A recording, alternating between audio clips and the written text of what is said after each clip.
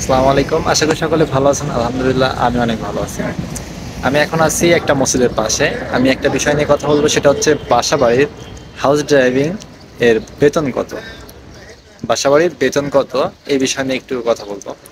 সেটা হচ্ছে বর্তমান হাউস ড্রাইভিং এর বেতন হচ্ছে 100 টাকা বা 120 টাকা এরকম বেতন।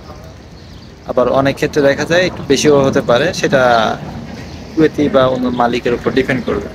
তবে সর্বনিম্ন 100 টাকা থেকে শুরু হয় এটা হাউস ড্রাইভিং এর বেতন। তা এখানে হাউস ড্রাইভিং এর বেতন আহ, মাসে মানে 100 টাকা, সুতরাং বাংলাদেশি যে টাকাটাই সেটাই 40,000 টাকা আসে। থাকা খাওয়া এটা হচ্ছে সে মালিকের।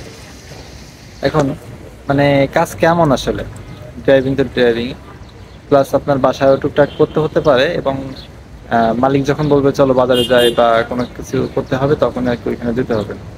তা এই হচ্ছে বিষয়। সুতরাং যারা আসতে চান অবশ্যই জেনে বা সুন্দর একটা ভিসা নিয়ে আপনারা আসবেন।